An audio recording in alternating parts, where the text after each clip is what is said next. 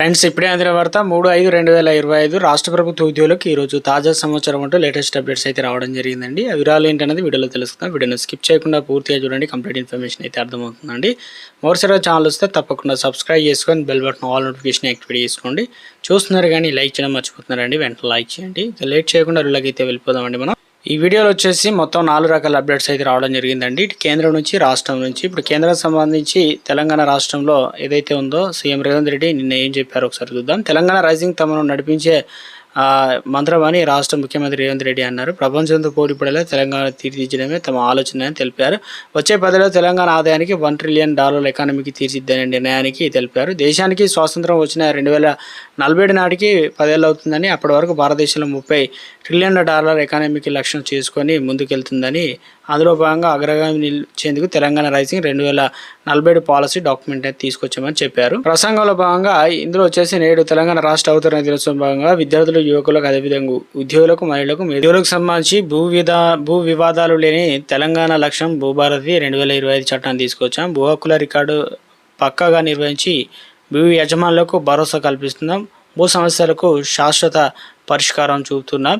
ఇక ప్రభుత్వం అధికారంలోకి వచ్చి 16 నెలల్లోనే 60,000కు పైగా ఉద్యోగాలు ఖాళీ భర్తీ చేశాం. నియామకాల పత్రాలు అందజేశాం. డిఎస్సి ప్రకటించి 10,000 మంది పైగా ఉపాధ్యాయులను నియమించాం.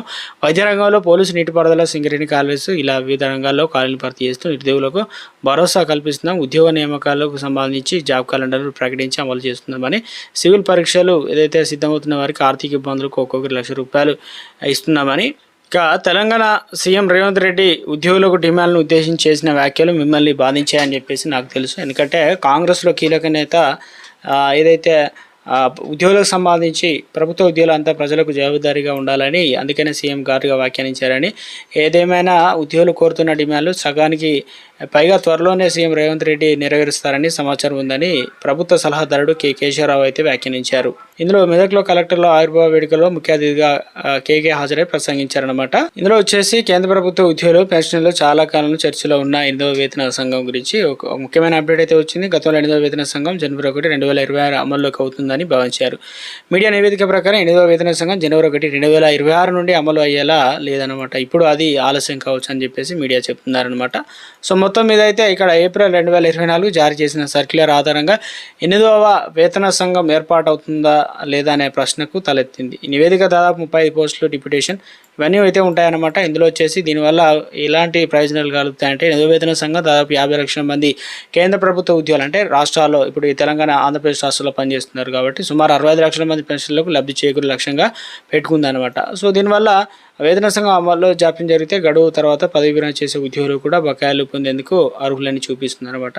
సో మొత్తం మీద అయితే దీనివల్ల కాస్త బెనిఫిట్ అయితే ఉన్నట్టు చెప్తున్నారు. తెలంగాణలో ఇప్పటికే 2 డిఏలు అయితే రిలీజ్ చేస్తామని చెప్పారు. వీడియో అనేది లాస్ట్ వరకు అయితే వచ్చేసింది. ఇక తెలంగాణ రాష్ట్ర ప్రభుత్వం ఈ నెల 5న మంత్రివర్గ సమావేశం నిర్వహించింది. అంటే రాష్ట్రంలో రాజకీయ వికాసం సంబంధించి కావచ్చు, ఇతర పథకాలు కావచ్చు, ఉద్యోగులకు సంబంధించి ఆ రోజు కేబినెట్ భేటీలో చర్చించే అవకాశాలు అయితే ఉన్నట్టు తెలుస్తుంది. ఎందుకంటే ప్రభుత్వం రాష్ట్ర అవతరణ వేడుకలో ఇందిరా మిల్లు, రెవెన్యూ సదస్సులు, వానాకాలం పండ్ల సాగు, రాజకీయ వికాసం అంశాల మొదలు అందించిన నివేదికలో. సో ఇక మొత్తం మీద అయితే ఈ అంశాలకు ప్రభుత్వం త్వరలోనే ఇక కీలక నేతలు కూడా ప్రభుత్వం రిలీజ్ చేస్తుందనే విధంగా చెప్పడం జరిగింది. కాబట్టి కేబినెట్లో చర్చించిన తర్వాత అదైతే మే 5 తారీఖు, అంటే ఈరోజు 3 తారీఖు, 4 అంటే రేపు కాక ఎల్లుండే మొత్తానికి రాష్ట్రంలో మరి డిఏలకు సంబంధించి కావచ్చు, ఇతరత్ర ఏదైతే పెన్షన్లకు రావాల్సిన కొత్త పథకాలు, ఆరోగ్య పథకం కావచ్చు, సగం రిలీజ్ చేయడం, 2 డిఏలు ఇస్తామని చెప్పారు. వీటిపైన ప్రభుత్వం మరి ఏ నిర్ణయం తీసుకుంటా ఏంటనేది చర్చనీయాంశంగా మారిందనమాట. ప్రభుత్వం రాష్ట్ర అవతరణ దినోత్సవం 2 తారీఖునే ఉద్యోగులకు తీపి కబురు చెప్తుందని ఆ గంపడ ఆశలు తెలియజేశారు. అయినప్పటికీ నిరాశ అయితే ఎదురైందనమాట. సో మొత్తం మీద అయితే ఈ నెల 5 తారీఖున కేబినెట్ భేటీ అయితే ఉంది. మరి ఎలాంటి విషయాలు ప్రస్తావనకు వచ్చి ఎలాంటి ఉద్యోగులకు మరి అప్డేట్స్ అందిస్తారనేది ఇంకా మనకు ప్రస్తుతం అయితే చిన్న అప్డేట్ వచ్చినా తెలియజేస్తానండి.